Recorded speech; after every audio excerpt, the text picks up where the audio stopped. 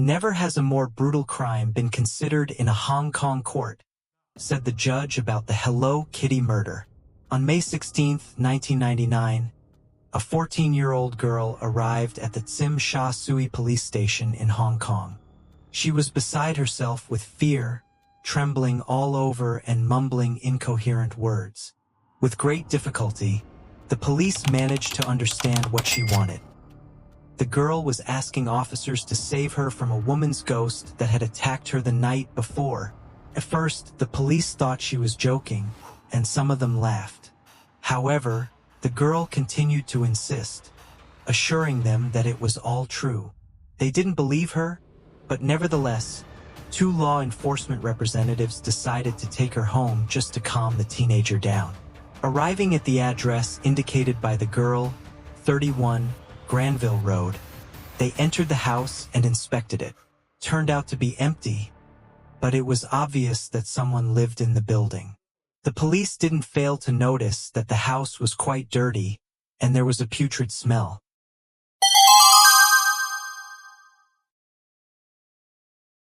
Hello Kitty mermaid. When the officers asked the girl where the ghost was, she pointed to a large plush Hello Kitty mermaid toy. The policeman approached it and immediately realized that the unpleasant smell was coming from the toy. Looking closely at the mermaid's head, he saw a crudely made seam from which hair was visible. He cut the thread, and a horrific sight met his eyes. There was a human head inside.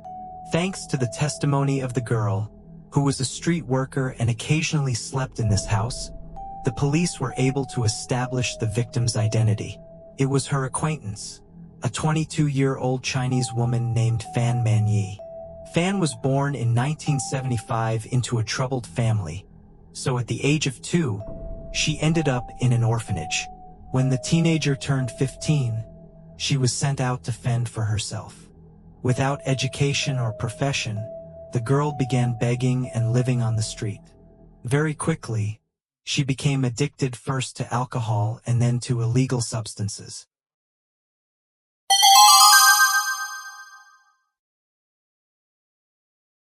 Love. To pay for her increased expenses, Man-yee began working on the street. Among her regular clients was 35-year-old Chan Man-lock, who also became her dealer. Fan was weighed down by such a life, but she didn't know how to break out of the vicious circle. Everything changed when in 1996 she met Wu Jiong and fell head over heels in love with him. 6 months later, the couple got married. Wu wasn't an exemplary husband. He also suffered from addiction. But now the girl's life had at least some meaning. Therefore, when the woman became pregnant in early 1998, she decided to radically change her life, leaving behind all bad habits and her old job.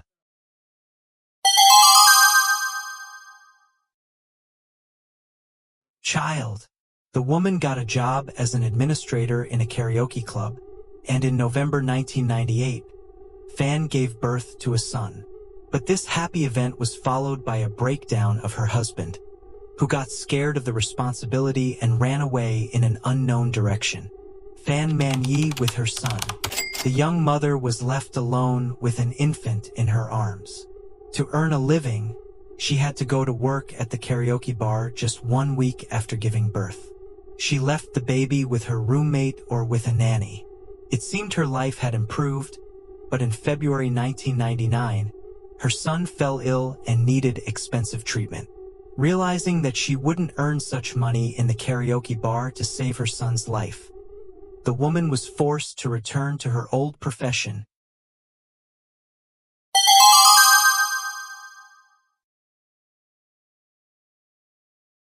Theft. As it happened, at the end of February 1999, fate once again brought Fan together with her old client Chan Man-lock. During one of their meetings, the woman pulled about 4,000 Hong Kong dollars, 40,000 rubles, from his wallet, hoping he wouldn't notice the loss. But Chan, of course, noticed. The man demanded that Fan not only return the money but also pay him compensation of 10,000 Hong Kong dollars within 3 days. Fan immediately returned 4,000 to him, but she had no other money. In 3 days, she managed to collect only half. Man-lock wasn't satisfied with this arrangement, and he decided that the woman should pay for her audacity with her life.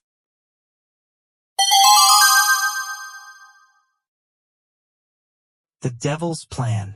On March 17, 1999, Chan and 2 of his friends lured Fan into an apartment and began executing their horrific plan, which stretched out over a month. The room where the doll was found. For obvious reasons, I won't describe what these 3 did to the woman. Suffice it to say that several jurors who were deciding the fate of these criminals became ill during the court hearing, and the proceedings even had to be interrupted twice. Never has a more brutal crime been considered in a Hong Kong court. "What you have done is absolutely merciless and inhuman," said Judge Peter Nguyen, who presided over the Hello Kitty case.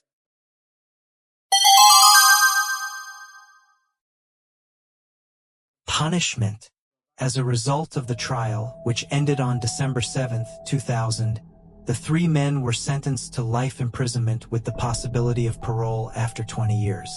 The 3 criminals, Leung Wailuan, Leung Xingqiu, and Chan Man-lock, the 14-year-old girl who served as the main witness in court, as it turned out, was an accomplice to the crime.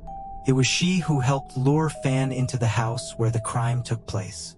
The girl claimed she didn't know about the men's intentions, although this is hard to believe, considering she lived in this house during the crime. In any case, she made a deal with the prosecution and avoided punishment.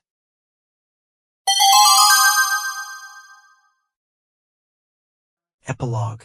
Fan's death had a sobering effect on her husband, Wu Zhiong.